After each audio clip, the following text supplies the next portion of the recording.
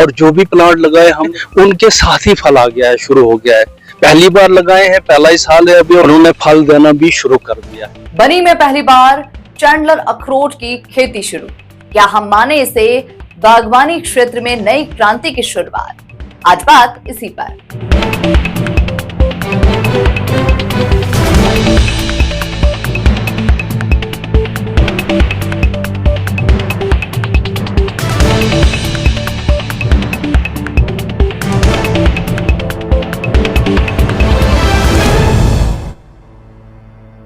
नमस्कार, आप देख रहे हैं बनी अपडेट और आपके साथ मैं हूं हिना मेहता।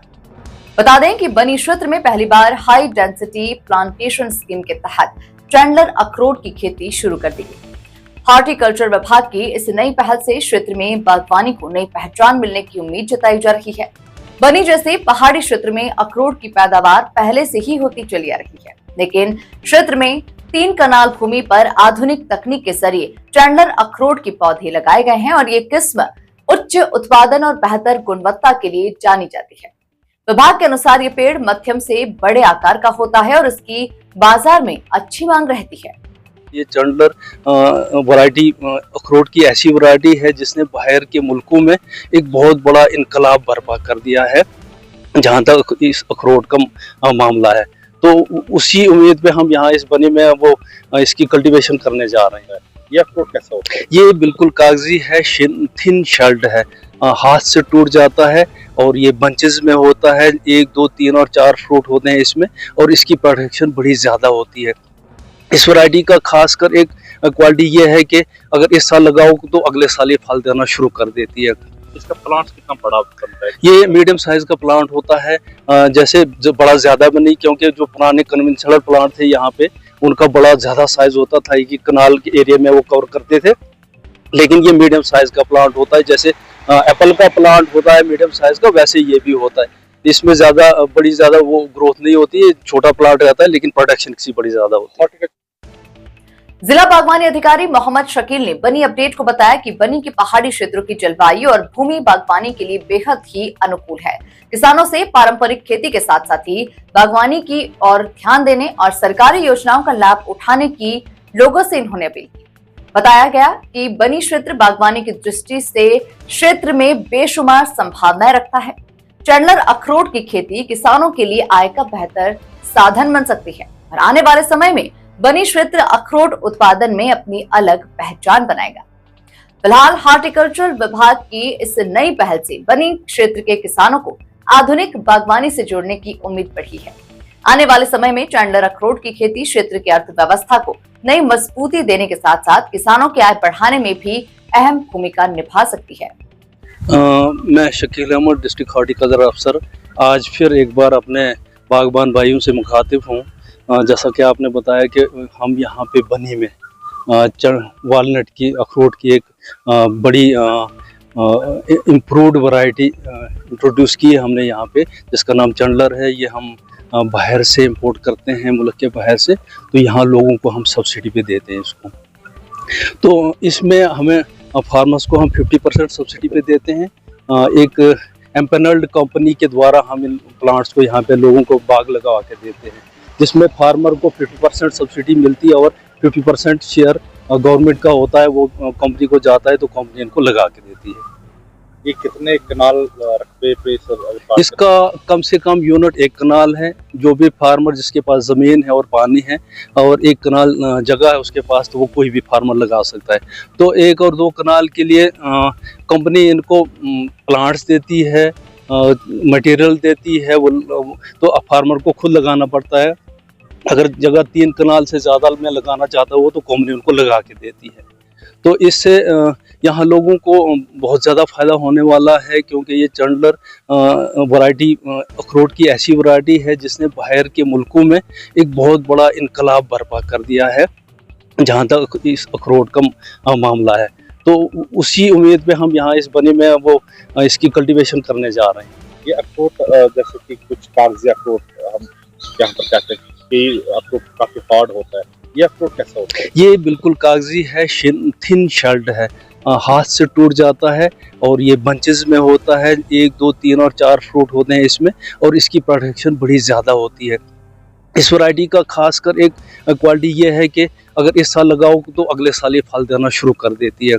इसका प्लांट्स कितना बड़ा बनता है? ये मीडियम साइज का प्लांट होता है, जैसे जो बड़ा ज़्यादा भी नहीं, क्योंकि जो पुराने कन्वेंशनल प्लांट थे यहाँ पे उनका बड़ा ज़्यादा साइज होता था कि कनाल के एरिया में वो कवर करते थे, लेकिन ये मीडियम साइज का प्लांट होता है। जैसे एप्पल का प्लांट होता है मीडियम साइज का, वैसे ये भी होता है।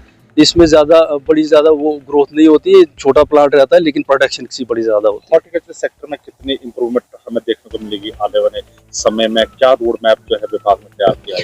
विभाग ने यहाँ पे जितना भी पोटेंशियल एरिया है बनी और खासकर इन पहाड़ी इलाकों में जितना भी एरिया पोटेंशियल है, मतलब जहाँ भी हम अखरोट लगा सकते हैं, तो इसके लिए हमें गवर्नमेंट की तरफ से बड़े ज़्यादा पैसे मिल रहे हैं, सब्सिडी मिल रही है और लोगों को अवेयर किया जा रहा है इसके लिए कि लोग आगे आए और इसको एक रोजगार का जरिया बनाएं, लोग ज़्यादा से ज़्यादा बाग लगाएं, उनका आमदनी का जरिया बनाएं। अगर कोई किसान अखरोट का बाग लगाना चाहता है, कितनी सब्सिडी विभाग की तरफ से?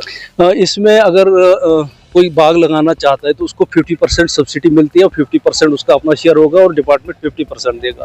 तो खाली उसने पैसे देने हैं, लेकिन एम्पैनल्ड जो हैं लगाने वाली कंपनीज वो आके तो लगा के देती हैं।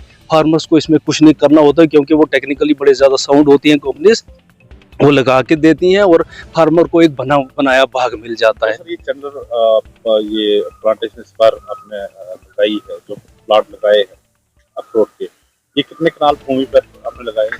ये अभी इस साल हमने 16 कनाल जगह पे लगाए हैं और जो भी प्लांट लगाए हमने, जो भी इसमें जो पौधे लगे हैं उनके साथ ही फल आ गया है, शुरू हो गया है।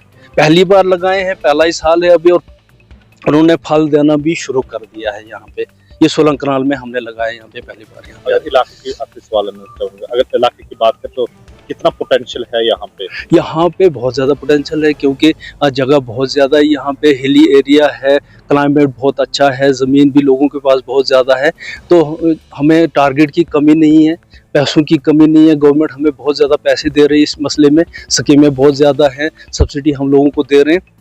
खाली ये है कि लोग आगे आएँ, इसको एक जरिया बनाएं, हॉर्टिकल्चर को एक मिशन के तौर पर लें और अखरोट को आगे बढ़ाएं और रोज़गार का जरिया बनाएं।